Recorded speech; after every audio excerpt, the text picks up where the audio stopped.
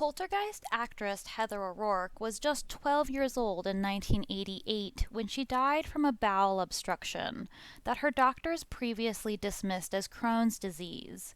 With no genetic links to Crohn's disease, it seemed an odd diagnosis for the girl.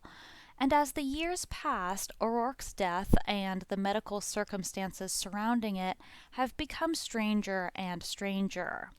Known for her early roles in Happy Days and the Poltergeist film series, Heather O'Rourke was named one of the brightest young stars of the 1980s. She was nominated for 6 Young Artist Awards over the course of her acting career, and she was poised to take Hollywood by storm with her blonde hair and bright, wide blue eyes. In the early spring of 1975, Kathleen O'Rourke's doctor delivered the wonderful news that she and her husband Michael waited several weeks to hear. They were going to have their second baby.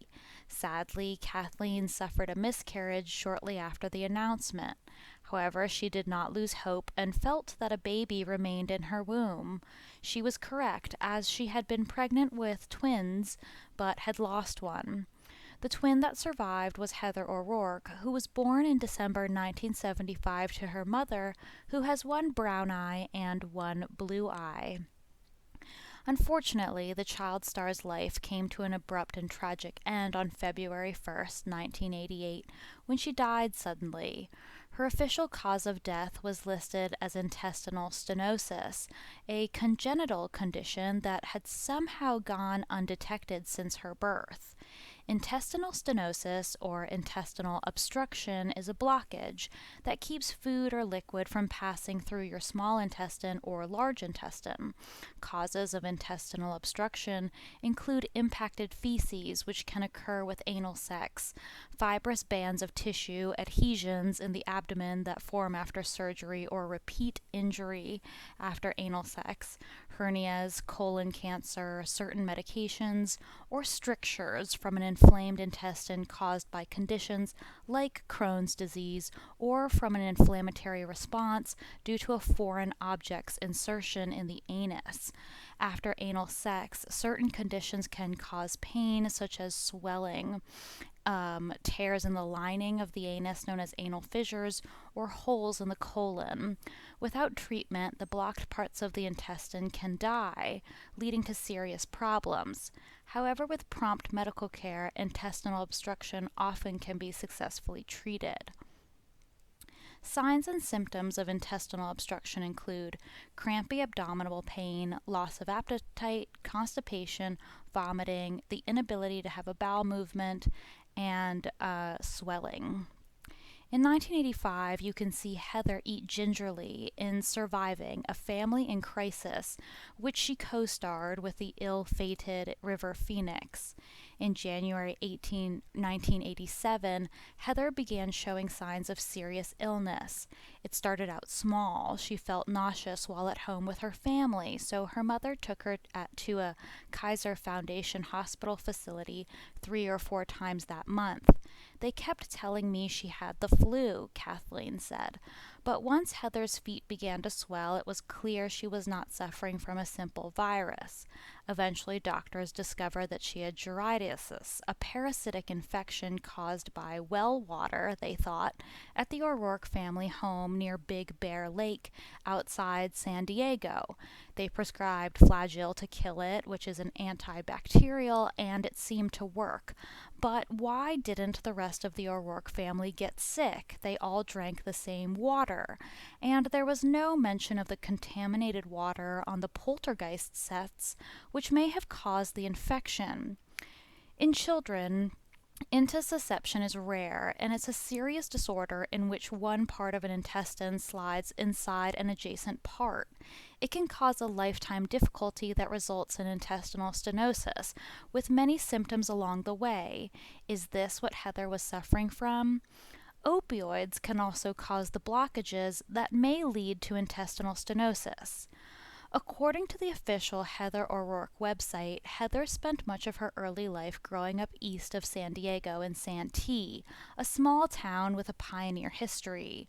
With plenty of relatives living close by, the O'Rourkes and their extended family enjoyed a typical suburban existence. Mr. O'Rourke was a carpenter, and Mrs. O'Rourke occasionally worked part-time. Their small house was on a quiet street located just 2 blocks away from older sister Tammy's elementary school. But in addition to having regular fun, the two O'Rourke sisters found ways to express themselves artistically. Shortly before Heather was born, her mother Kathleen decided to work for a few hours each day, but to be able to do that, she needed to find someone to take care of Heather's older sister Tammy, who was only 3. Tammy was still a bit young for preschool, and daycare was very expensive, so the answer was dance class, which presumably Tammy attended alone. She started with tap lessons and liked it so much that she began performing in recitals. After Heather was born, Tammy continued with classes and performances until her dance teacher took her mother aside and said she was good enough to consider dancing as a serious talent. Tammy received this praise with enthusiasm and began dancing in small productions and entering local talent shows, often coming home with top honors. Since Heather was in the habit of imitating her older sister, like many younger sisters, it was natural to expect she would begin to follow in her footsteps, and so Heather began showcasing her own talents with onstage singing and dancing. Shortly after Heather turned 3, she herself won a Little Miss pageant. Sometimes the girls performed on stage together, with Tammy dancing and Heather singing. Further encouraged by her dance instructor, Tammy decided she wanted to break out of the local talent scene and get serious dancing parts in bigger productions. To be able to do this, the family had to look outside of San Diego, and so she, her mother, and Heather began to make regular trips to the Los Angeles area for auditions and tryouts. This put a strain on the O'Rourke marriage. They found an agent, potentially Mike Meyer, Heather's later agent, to represent Tammy, and succeeded in getting some acting in television commercials, but dancing always remained her focus.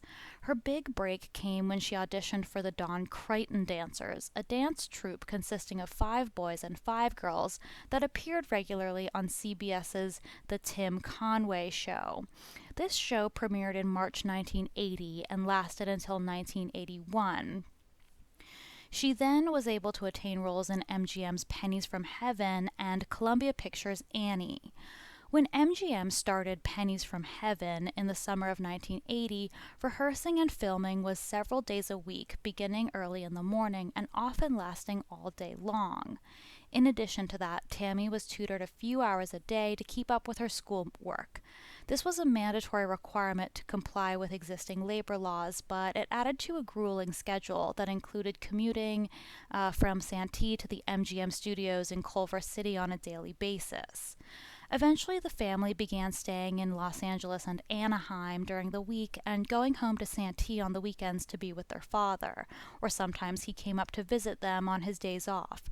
This living arrangement made it easier for Tammy to dance, but it meant giving up certain things, such as spending time with family and school friends. So we begin to see the Hollywood isolation of the O'Rourke family. Since Heather was still too young for school, she accompanied her mother to the rehearsals for Tammy, and it didn't take long before Heather started showing interest in acting. She appeared in ads and on packaging for Mattel toys, including one of the Barbie dolls, and then she appeared in restaurant commercials for McDonald's and Long John Silver's. By the age of 5, barely after starting kindergarten, she made her first TV show appearance on ABC's Fantasy Island. Fantasy Island was a strange show, which started in the 1970s. Each episode focused on a castaway who was granted a fantasy on Fantasy Island. The fantasy grantor is someone named Mr. Rourke, very close to O'Rourke, who is immortal and has magic powers. The 1979 episodes contained sex slave theme lines. Overall, it is a strange show, which was rebranded as a horror show in 2020. Heather remained largely undiscovered until director Steven Spielberg happened upon her. Spielberg was finishing up Raiders of the Lost Ark and preparing to film E.T., but he had another film project in the works. He had not yet found a suitable actress to play a key role in his movie, and as the project took shape, Drew Barrymore had auditioned, but Spielberg felt she wasn't quite right for the film. He gave her a part in E.T. instead, and you can learn more about the Barrymore family on this channel. When the MGM Pennies from Heaven production starring Tammy broke at noon every day, Tammy joined Heather and their mother for lunch in the MGM Studios commissary. Seating in the commissary dining room was scarce, so it was Heather's job to sit there alone and save seating, while Tammy and her mother got lunch. Heather was sitting by herself and was accompanied to the hustle and bustle of her surroundings, so she wasn't worried when a bearded and bespectacled man approached her table. He introduced himself as Stephen, asked her what her name was, and if he could talk to her. Heather answered that she wasn't allowed to talk to strangers, and she was waiting for her mother and sister. Amused and intrigued by her precociousness, Stephen asked if he could sit with her and wait. Heather agreed and did not talk to him. Shortly thereafter, Tammy and their mother returned and were quite surprised to see a man sitting there. At first, they didn't recognize him, but he introduced himself as Steven Spielberg. Spielberg did not want to flout his director role at the time on Poltergeist, which was being directed by another person. He was sort of a ghost director on the film, which this video will dive into later. The family had heard of Spielberg and knew he was a film director, so they thought he just happened to be passing by until he told them he was casting a little girl. He asked Heather if she had ever made a movie. Heather just looked at her mother, who answered for her. Spielberg continued to chat and had an occasional word to Heather, but after finding out how young she was, he said he was looking for someone a bit older.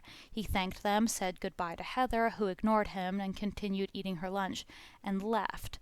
The next day, again at lunch, despite telling them he was uninterested, Spielberg was back at their table. It seemed he wanted to get to know Heather better, and maybe she would be right for the part after all. The only unanswered questions were, could she act and could she scream? He left his card and they arranged an interview and a scream test.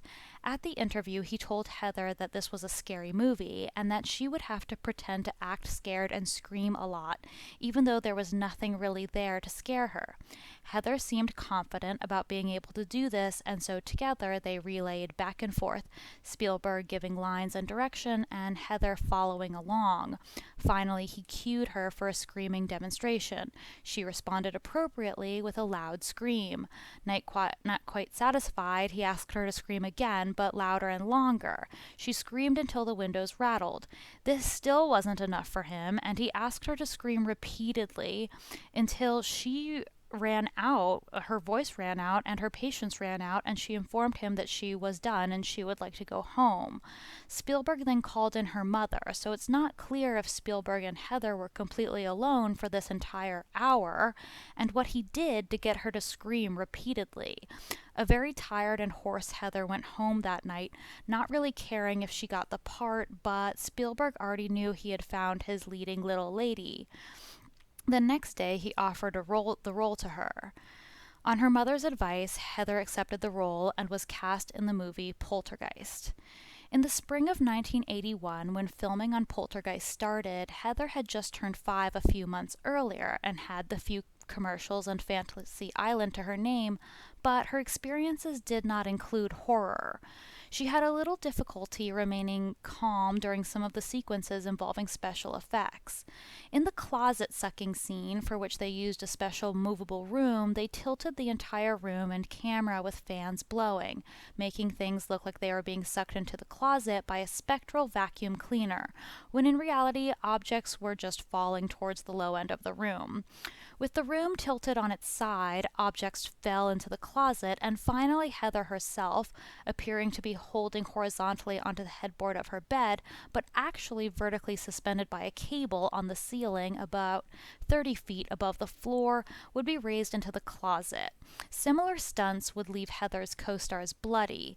The unnatural movement of the bedroom set startled Heather, and the wire harness was very uncomfortable, not to mention the huge special effects fans which constantly blew air into her face and ears for long periods of time. Hours later, while hanging high in the air during the shoot, Heather had enough and began to cry. He replaced her with a stunt double. Spielberg replaced her with a stunt double.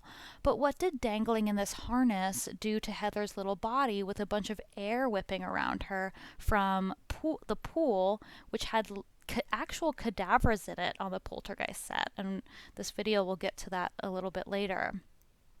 Heather's newfound success came at a price, according to the Heather O'Rourke official website. And during the filming of Poltergeist at the very start of her career, their father was tolerant and even supportive of what they were doing when Heather and her sister were debuting on the local talent circuit. But as Tammy started filming Annie and Heather started filming Poltergeist at about the same time, it became apparent that even though he was proud of his daughters, he didn't want to share his family that much. Their activities dominated and disrupted family life, and who can really blame Mr. O'Rourke in this situation? With the filming going on, the family was away from home almost 5 days out of a week. The final outcome was that their parents separated and later divorced, and the girls and their mother permanently located to the Los Angeles area. The physical transition wasn't that difficult, and Tammy and Heather coped with the emotional stress by getting on with their lives and engrossing themselves in their acting, but it definitely had an impact. They finished filming their movies, and by the fall of 1981, their mother started working again. The girls started new schools, and the acting and auditioning for new parts continued. They settled in Anaheim, next door to Disneyland. This was not only convenient, but also proved to be providential, because 2 years later, Heather's next big role was playing herself in a made-for-TV special titled Believe You Can, and You Can. The story revolved around Heather at Disneyland and was filmed entirely on location. Heather was happy she could step out the door of their mobile home and walk to the set at Disneyland a few blocks away. With children regularly going missing in Disneyland, one wonders if the trip was always a lot of fun. By the end of 1983, Tammy, who was now 12, started junior high school and worked only occasionally. In 1984, their mother, Kathy, met and married a part-time truck driver named Jim Peel, who lived in the same mobile home park. At this point, Tammy retired from acting. The new family decided to leave Anaheim and move to the city of Big Bear Lake, located high in the San Bernardino Mountains east of Los Angeles. Because of Heather's keen eye for 1980s fashions, she insisted be properly coordinated, and to her this meant all of her outfits had to have matching accessories, including earrings, watches, shoes, and purses. But these shopping excursions were expensive, so the girls started a candy-selling business in front of the Honda dealership, where their stepfather was employed. C's candies, which were not normally available in Big Bear, were the featured sale item, as well as hot chocolate. 1988's Poltergeist 3 was to take place in Chicago, which meant that most of it was filmed there, and for the first time in her life, Heather would be far away from home. She would never be alone, though. Her mother was her constant companion, and Heather said her best friend. Heather already had a plan to attend either USC or the rival UCLA to study movie directing, and so working on this production would present a good opportunity for her to start developing her director skills. But shortly before pre-production on Poltergeist 3, Heather began to show signs and symptoms of a new kind of illness. She had already been ill for a while with what they thought was the flu. The local doctor in Big Bear said that it was winter, they lived in the mountains, it was cold and flu season, and Heather's symptoms seemed to be flu-like. But the illness lingered, and as pre-production for Poltergeist 3 approached, Heather's mother, her agent, and manager were worried that she was still ill. When Heather returned home from school one afternoon with swelling in her lower legs and feet, Her mother drove her to San Diego for an examination by her usual doctors. The strange symptoms were attributed to the flu, and Heather was prescribed a standard treatment. They returned home, and her mother was told to monitor her condition. But Heather did not improve, and so they went back to San Diego. This time, doctors thought it possible that Heather was having some kind of reaction to an insect or spider bite despite it being winter. But her mother was not convinced and again returned to San Diego when Heather's symptoms persisted. They admitted her to the hospital this time and did a complete examination. Lab tests revealed what was causing the illness. Heather's intestinal tract had become infected with a microorganism called Giardia lamblia, which was common in mountain and other wilderness areas and usually contracted by drinking from an untreated water source. This diagnosis puzzled doctors and health officials because neither Heather's sister nor her parents got the parasite, and they all drank the same water. Poltergeist 3 does have some pool sequences, and Poltergeist also had a big pool sequence. Poltergeist 3 shows Heather in lit pools of water, which doesn't seem to have ever been analyzed or delved into. Unable to discover the source of the infection, the doctors could not prove conclusively that Heather had gotten the bacteria from water in Big Bear. Heather was prescribed a medication called Flagyl, and her condition improved over the next few weeks. Still, she went back to San Diego for several more thorough follow-up examinations before leaving for Chicago in April to start filming Poltergeist 3. Heather had her stomach and intestines x-rays. Although the Giardia infection was cured, the inflammation in Heather's small intestine remained, and doctors suspected that she might have Crohn's disease, an inflammatory bowel disease that is known to sometimes occur following an infection involving the GI tract. However, Crohn's disease affects the entire digestive tract, while Heather's issue was location specific, like scar tissue would be. Heather was started on medication for Crohn's disease to minimize further inflammation and damage to her intestine. Patients with Crohn's disease are often prescribed opioids chronically to manage pain associated with their disease, but Heather probably wasn't taking opioids. If she was, opioids can cause intestinal blockage. Heather was taking her medicines while filming Poltergeist 3 in Chicago, and the side effects altered her appearance noticeably, especially swelling in her face as the production progressed. Under medical supervision with a local doctor in Chicago, Heather seemed to improve and she tolerated the duration of the treatment. Eventually, the medications were to be gradually reduced, and so by the end of Poltergeist 3 filming in June 1987, her appearance began returning to normal. To celebrate the end of filming, Heather's family planned to vacation the summer of 1987 before returning to California. They took a road trip, and Heather's stepfather, Jim Peel, also a part-time truck driver, drove Heather and her mother in the tractor of his semi-trailer rig from Chicago to Disney World in Florida and back across the southeastern United States, arriving back in California at the end of August 1987. Before Heather had left for Chicago to begin the filming of Poltergeist 3, the family decided to move back to the San Diego area. They lived in Big Bear Lake for 3 years, but Heather and Tammy longed to return to their hometown of Santee to be closer to family. So while Heather was gone filming, the house in Big Bear was sold, and they began moving. By the end of summer, they completed their relocation back to East San Diego County, settling in Lakeside, which was very close to Santee. During the time she was in Chicago, Heather had written Tammy a letter expressing her homesickness for Santee and her hopes of both moving back there and of returning to her old school, maybe spending more time with her father. But since they were now living in Lakeside, the district zoning stated that, as a resident of Lakeside, Heather had to attend a Lakeside school, which was a disappointment. In September 1987, Heather started 7th grade at Tierra del Sol Middle School in Lakeside and gradually settled back into a typical life. She had taken a break from TV acting, but was looking forward to the following spring, which was when some additional filming of Poltergeist 3 would need to be done in order to make its scheduled release in the summer of 1988.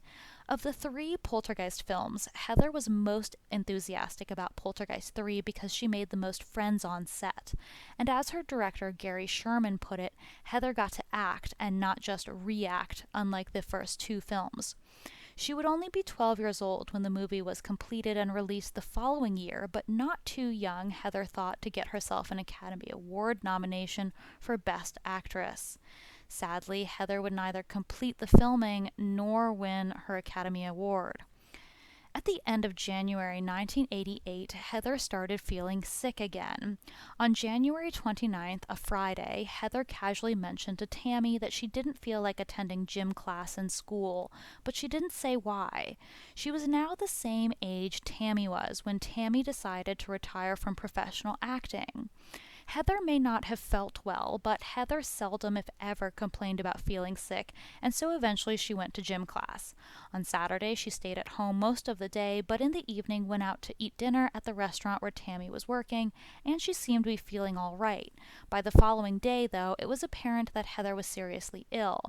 On Sunday morning, Super Bowl Sunday, Heather's mother and stepfather were awakened to the sound of her being sick. She was sick every 2 hours. Her mother called out to her, and Heather came into their room and crawled into bed with them for a few hours. She spent the remainder of the day resting on the sofa while her mother periodically checked on her. Her signs and symptoms were again becoming flu-like, and so her mother kept her comfortable and gave her fluids as recommended by the advice nurse, with whom she had consulted earlier by phone. There is a different account that states Heather was sick and sent to the hospital on Sunday, not on the next Monday. Monday morning, February 1st, Heather awakened for school as usual and joined her mother, who was in the kitchen preparing breakfast. During a brief discussion about how she felt, Heather told her mother that she was okay and she still wanted to go to school. Kathleen, however, felt otherwise and wanted to be sure that Heather was not just putting on a brave face. She gave her a piece of toast to eat while considering keeping her home. The question of whether or not Heather was ill was answered some minutes later, when Kathleen noticed that Heather was having difficulty eating and she seemed lethargic. Slightly concerned, Kathleen questioned Heather again, and Heather said, "I can't swallow." At this point, Kathleen became very concerned and took a closer look at her daughter. Heather's face was pale, and her hands were cold, and her fingers were turning blue. She also could hear that Heather's breathing had become shallow and labored, and she appeared to be trembling and growing weaker. Kathleen called the local hospital, which advised her to bring Heather in right away. She told Heather to get dressed, but shortly after getting up from the table, Heather cried out to her mother as she slumped to the floor holding her stomach. A different account states Heather did get dressed. Now on the verge of panic, Heather's mother held and comforted Heather, while Heather's stepfather dialed 911 for emergency services. A different account states that it was only Heather's mother who was able to dial for 911 since her stepfather was at work. During the time that it took for the ambulance to get there, Heather remained on the floor, conscious and coherent, but listless. When the paramedics arrived, they began assessing her, and she was being fitted with a mask to administer oxygen. At this point, she protested and insisted she didn't need it. The paramedics asked her how she was feeling, and she said she was feeling a little sick, but that she would be all right. They placed her onto a gurney and loaded her into the back of the ambulance. Her mother climbed into the cab for the short trip to the local emergency room. Heather was still alert during most of this trip and was able to talk to her attending paramedics. But shortly before returning to the hospital, she lapsed into unconsciousness. The paramedics began attempting to revive her as the ambulance radioed that cardiac arrest occurred. The paramedics continued until pulling up to the entrance of the emergency room, where a team of doctors and nurses met them. The ER team immediately took over the resuscitation of Heather and succeeded in restoring her vital signs.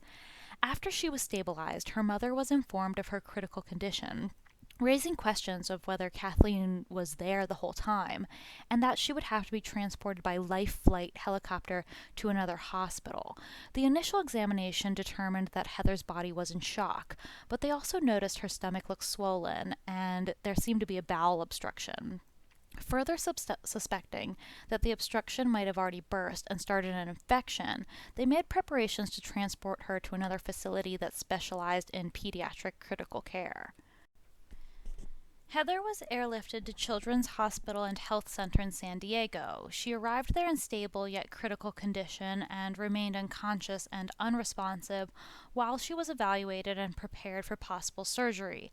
When her mother and stepfather arrived, they were informed of her condition and that she might have already suffered permanent brain damage due to the episode of cardiorespiratory arrest that occurred during the ambulance trip. It's also clear here that Heather's mother wasn't with her the entire trip. When Tammy was interviewed years later, she said she was only there at the hospital and had no knowledge of what happened the nights before.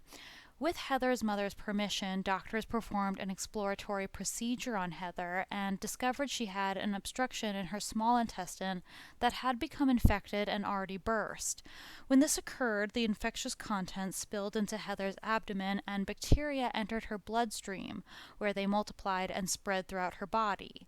The overwhelming infection and buildup of bacterial toxins eventually caused septic shock, and her situation was now life-threatening and required immediate emergency surgery to remove any obstruction and repair Heather's small intestine. The operation was a common procedure with a high rate of success and recovery and was routinely performed on pediatric patients at Children's Hospital. Heather's mother immediately agreed to it, but because of the incredible bacterial infection, septic shock, and apparent brain damage suffered, Heather's condition was uncertain even before the surgery was attempted, and Heather's mother was informed that Heather might not survive. The operation was completed and the intensive care resumed, but Heather showed no sign of improvement. She never regained consciousness, and, as was feared, her brain showed no activity. She remained alive, but shortly after 2 p.m., her condition began to worsen, and after that, her heartbeat faltered and her breathing stopped. For more than half an hour, doctors tried to resuscitate her, but all hope was lost, and she died peacefully at 2:43 p.m. She was only 12 years old. Misdiagnosis is a huge problem in the American medical community. Some of you and your family members have probably been misdiagnosed. 800,000 Americans are misdiagnosed annually, and about half that number die from it. The other half are stuck with cancer and severe disability from the misdiagnosis. When researchers at the Johns Hopkins University School of Medicine, and you can learn about one of their students, Gertrude Stein, in her video on this channel, ended their research by saying, "Don't worry, you should still trust doctors anyway, it was a real travesty." They could have said, "Brush up on your medical board reporting knowledge," which all Americans should do. Turning back to 1982, author Stephen King of the Poltergeist didn't want to be involved with the film at all. Initially, Spielberg wanted King to co-write the Poltergeist screenplay, but he never responded despite his participation in many other films. King said he was on a ship going across the Atlantic when the offer came in and never got to the message in time. Poltergeist was credited to Texas Chainsaw Massacre director Tobe Hooper, but by now it's common knowledge that Spielberg was, to speak, a ghost director. At the time, it was huge, actor Craig T. Nelson recalled to Vanity Fair. At MGM, we had 3 or 4 different stages, and the pool, you had these enormous sets, and you had this kind of story that may or may not make sense depending on how they did it. Long after filming the sequence of bodies coming out of the pool, the actors learned an unsettling truth. "I always assumed that the skeletons were made by the prop department," actress Jo Beth Williams told Vanity Fair. A few years later, I ran into one of the special effects guys, and I said, "You guys making all those skeletons, that must have been really amazing." He said, "Oh, we didn't make them, those were real." I said, "What?" He said, "Yeah, they were real skeletons." But how? Grave disturbance and robbing are serious crimes. The city of Richmond, Virginia spent nearly $500,000 to disturb the grave of Confederate veteran A.P. Hill. So where and how did Spielberg get all those skeletons? And was the Rourke family aware of the cadaver air and bacteria around the set when Heather was suffering from a bacterial infection? I think in his heart of hearts he would have loved to have directed it, Williams said of Spielberg. He was always there, and Tobe was not as experienced as Steven was. He very much listened to Steven's ideas about things because it was Steven's movie, and I'm sure there were times when it drove Tobe crazy to have Steven so actively involved, but he never let on. They were both kind of there on the set. One would give direction, sometimes Steven would add to that or give other direction, but I think it's fair to say that it was sort of a combo of the two of them, because certainly Steven was actively involved. Spielberg was so involved, his longtime film editor, Michael Conn, did the editing on Poltergeist. Regarding the pool scene, it was awful. First of all, they made the mud with peat, and peat begins to stink. After about a day, it begins to smell like dog poop, and so it was really icky to be in it, Williams said. I ended up in that pool. Oh yeah, Nelson adds. There were the cadavers floating in there and strange things, amoebas. I mean, stuff had fallen in there. I'd have to scream and I'd think, I don't want to get this water in my mouth because I'm sure I'll get terrible diseases, Williams said. Is this how O'Rourke may have gotten sick? It certainly wasn't a clean atmosphere. Neither Williams nor Nelson spoke about eerie feelings or supernatural happenings on the set. They were more unsettled of tangible dangers like the array of electricity that rimmed the pool full of corpses. It's difficult to watch the movie now without thinking of the untimely death of the two actors who played the Freeling children. Dominique Dunne, who was 22, was killed by her ex-boyfriend in the fall of 1982, just a few months after the film's debut, and Heather O'Rourke died unexpectedly in 1988, 5 years after the film's debut.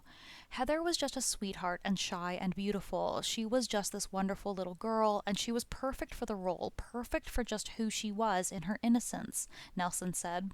Dominique was basically a kid who was doing a big movie and had a life of her own. Everybody, in reality, just had a good time. She was so sweet and easy to work with, and she just took my hand the first day and held on to me for the rest of the time, Williams said of O'Rourke. And if I would cry, she would cry. If I would scream, she would scream. Here's this little 5-year-old girl who has this innate empathy. She was truly a gifted little actress. Dominique was a doll, and she was always complaining about the fact that she was having to play 16 and she was really 21. It felt silly to her, and she did the scene where she had the big hickey on her neck when she comes home from a date and sees her home being destroyed. We all thought that was hilarious. That was Stephen's idea. And she was just delightful, a delightful young woman. We were all stunned when she was killed. That was really a horrifying thing. In 1983, Dunne's killer, John Sweeney, was acquitted of second-degree murder and convicted on the lesser charge of voluntary manslaughter, which Dunne's family considered an offense. Her father, frequent Vanity Fair contributor Dominic Dunne, became a champion for victims' rights and chronicled her killer's trial for the magazine. O'Rourke went on to appear in Poltergeist 2 in 1986 and had already shot the most of Poltergeist 3 in 1987 before her sudden illness and death. She was looking forward to Poltergeist 3's release, telling people at the time, "This one is really good. I think it's the best." The third movie was released posthumously by MGM in 1988 and was not a big box office hit. Heather's mother, Kathleen O'Rourke Peel, later sued her daughter's doctors, saying they misdiagnosed the birth defect of her severe bowel obstruction as Crohn's disease before her death. The lawsuit was settled out of court. It was an intestinal blockage that had probably been present since birth, Kathleen said. The x-rays taken, if properly read, would have disclosed that this was the kind of condition that should have been treated surgically. Unfortunately, Heather's doctors misdiagnosed her a year prior with Crohn's in 1987. They did an x-ray after giving her this chalky white barium stuff to drink, Kathleen said, and they found that the parasite cleared up, but there was still some kind of inflammation. They called what they saw Crohn's, and they put her on cortisone and sulfa. Sulfa is an antibacterial, and cortisone is a steroid. No mention of opioids, which can cause intestinal obstruction. Although Heather didn't show any further signs of illness, it was the cortisone that caused her face to puff up, doctors said. Kathleen said her daughter was rather embarrassed about her chipmunk cheeks, so she met with a private doctor who helped Heather ease off the drug. But don't we see the same signs of face puffiness in Heather's work from 1985? Could this be indicative of ongoing bacterial infection? January 31st, 1988 was when Heather came down with flu-like symptoms, vomiting, and abdominal pain. The next day, her fingers and toes started turning blue and her stomach looked swollen. On the morning of February 1st, she collapsed, and one account states it was her parents immediately calling 911, not just Heather's mother. The account states doctors were able to revive her, nothing about brain damage, and they rushed her into the operating room for exploratory surgery where they discovered the obstruction bowel. They were able to correct it, but it was too late. Due to septic shock, her heart stopped beating once again on the operating table, and doctors weren't able to bring her back. 2 hours later of the continuing shock caused by toxins released by bacteria in her blood caused extreme damage to her body. Where did this bacteria come from? Supposedly it came from the obstruction in her intestine. But how? Her body had been rid of well bacteria so many times prior. She had been on multiple antibiotics, including sulfa. In a 1988 interview, Heather's mother said Heather had been ill for the full year prior to her death.